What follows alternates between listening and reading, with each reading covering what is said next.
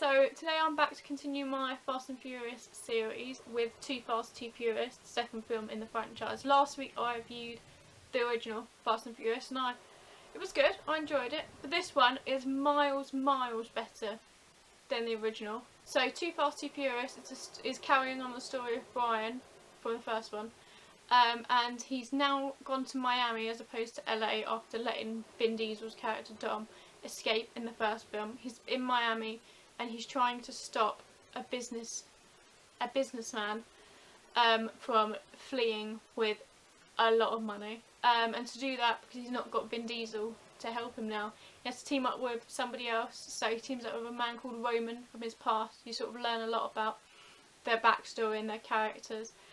I had no real idea of what actually happens in it.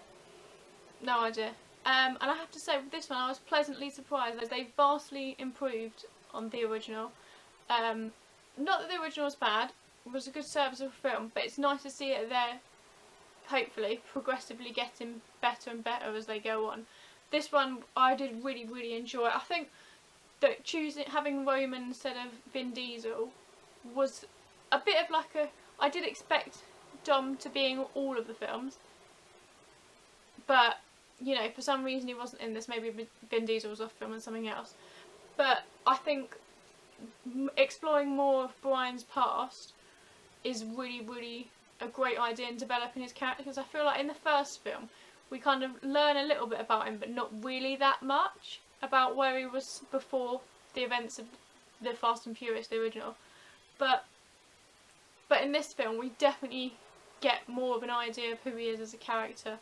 And I'm not going to sort of spoil the past between the two characters, but it's quite interesting. It makes for a lot of interesting conversations and scene dynamic. I think this film has a slightly different tone compared to the first one, whereas the first one is definitely about the street racing, and that's a really big focus of the first one. This one, it obviously has the street racing, which is the main element that people come to these films for. Sort of really only featured in the beginning, with sort of the opening scene, and then it has a kind of a few little sequences as the film goes on. But this one really is more of like a buddy cop, mob, gangster almost style movie, and I think it actually works really well. I found the characters in this one a lot more likeable, especially the bad guys. Of course the stunts are going to get bigger as the film goes on. I did quite enjoy what they did at the end of this film. There's one bit, is it really spoilers? The film's been out like nearly 20 years. They crash a car into a boat at the end of the film. He jumps across like a river, I guess it would be a river.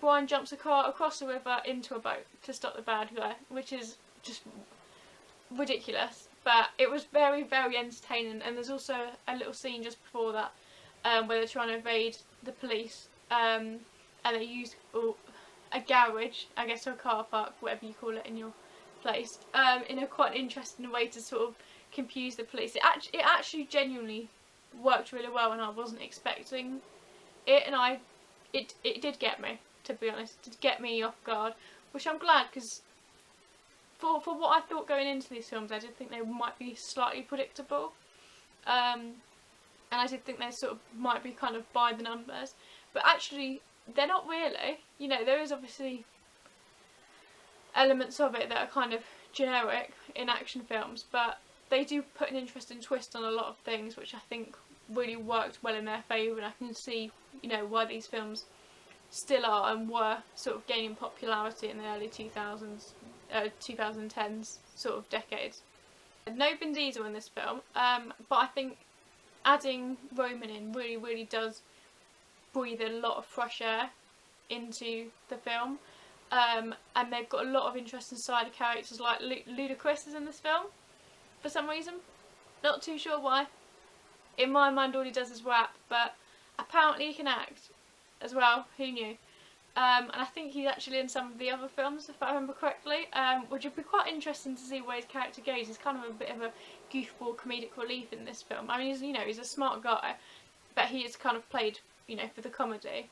And there's another girl called Suki who's introduced, who's another street racer, and they all sort of have a little, I guess, like foursome team, which I quite liked. I think they all work well as a little team. And I'm not sure, you know, if like these new characters like Roman, Ludacris's character, and the Suki girl are in the later films, but it would be nice to sort of see them carry on and maybe, you know, meet Dom. I'm not too sure what happens. Like I said, I'm just theorising here.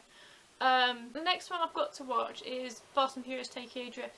I have heard that's sort of like a little bit of a weaker point in the franchise, but I'm still optimistic. I'm hoping that it's still, you know, at least good, you know, at least watchable. So I'm assuming maybe Brian goes to Tokyo, and you know, because he seems to be in a different location in each of the films. I'm assuming Paul Walker is the main character. So you know, maybe he goes to Tokyo and he's trying to stop some sort of crime there because he's an undercover police officer. Maybe he's been drafted over there. I've got no idea. I'm just speculating. But overall, I really did enjoy this film. It's hard to talk about these because a lot of people have already seen them, or it's maybe not their cup of tea. But I did thoroughly enjoy what I saw in this, and I definitely watch this one again.